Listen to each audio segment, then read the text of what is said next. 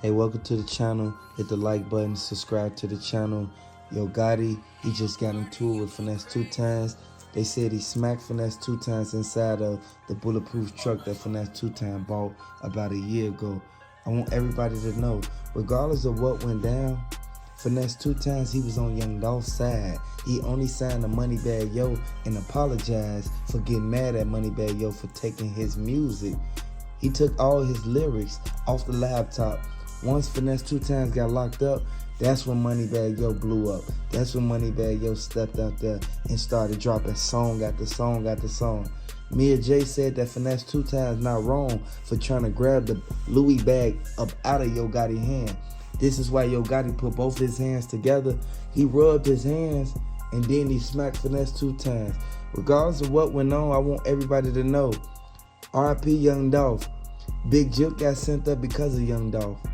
It's no coincidence that the guy that was with Young Dolph, they said that was his brother, but then they already reported that that was Young Dolph's friend. So what's that security, his brother or his friend? These are the questions that everybody in Memphis is trying to find out. And from what everybody is saying, they saying that the DA, they're going to lay out the evidence that everybody needs to solve this case. We getting justice for Dolph, regardless of what's going on. We are just days away from this trial kicking off, y'all.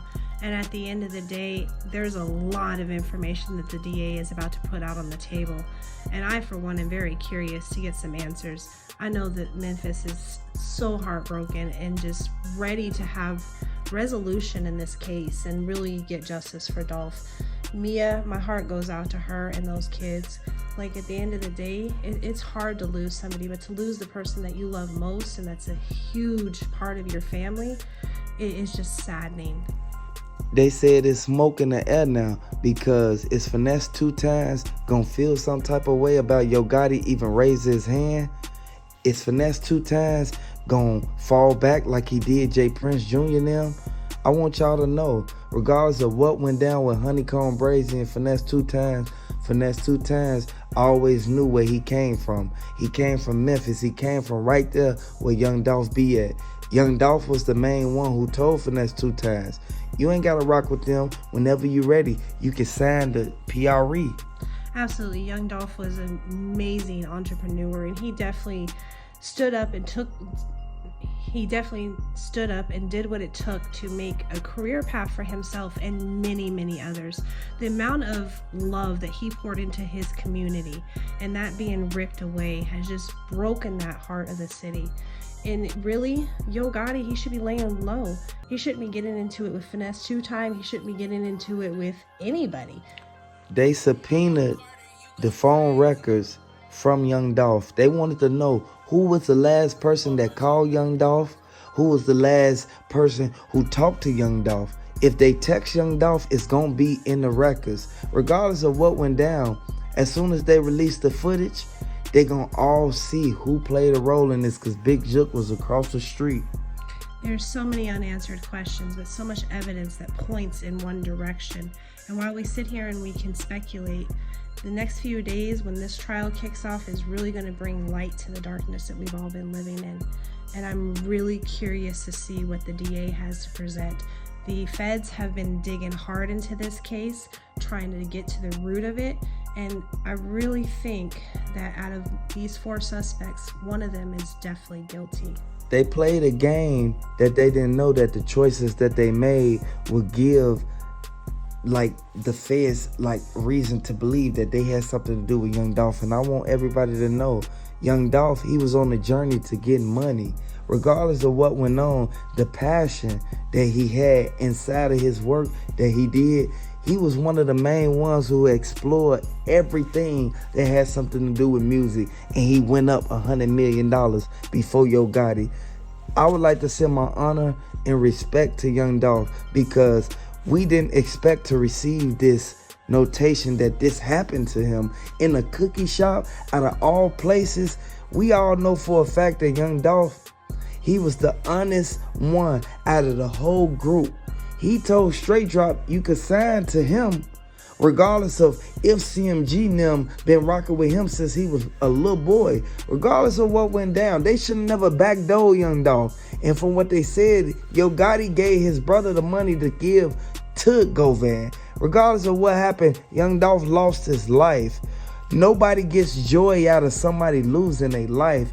And this all is a result to them setting him up, them backdooring him, them leaving the side door open just so that they can be able to instantly run up on Young Dolph. I want y'all to know it was 2 bullet holes in the front of Makita's. Regardless of how they look at it, the entry wounds, it was entering outside as if they came from inside of the cookie shop. At the end of the day, the state lost a person that was a pillar in their community. And everybody loves to point fingers and say, well, you don't know the other side. No, we don't know the other side. But there's nothing that could have been done that can condone this senseless act of violence and someone losing their life.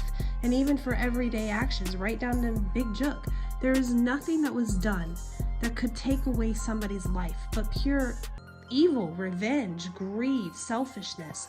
And all of these things are factors in every day that we live. We choose to bite into them or we choose to be better. Since when did Mario get the courage to go out there and give his own brother instead of giving somebody? Now, I ain't condoning nothing that went on because I'm heartbroken about what happened to Young Dolph.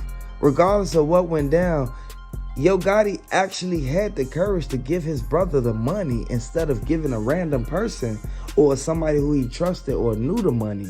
This is why it all led back to this Rico even starting. Regardless of what go down, I want everybody to know Young Dolph, he created a balance in Memphis.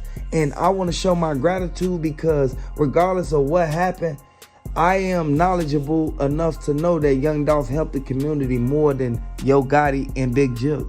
Absolutely. And the funny thing is he's not actually even from Memphis, but he made a home there, he made a name there, he made a business there, and he was trying to bring other youth along with him. You see videos of him online like engaging with the young children. Rappers don't take the time to do that. They're too high on a pedestal and living their life. Young Dolph tried to pour back into his community and really make a difference, and it is so heartbreaking that he was ripped away from them. So if they set Young Dolph up, regardless of what's going on, he not from Memphis. And just like you said, is this the reason why Black Youngster felt some type of way since the beginning?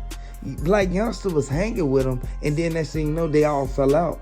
Was it because of the song, the girl, or because they was jealous? Nobody knows.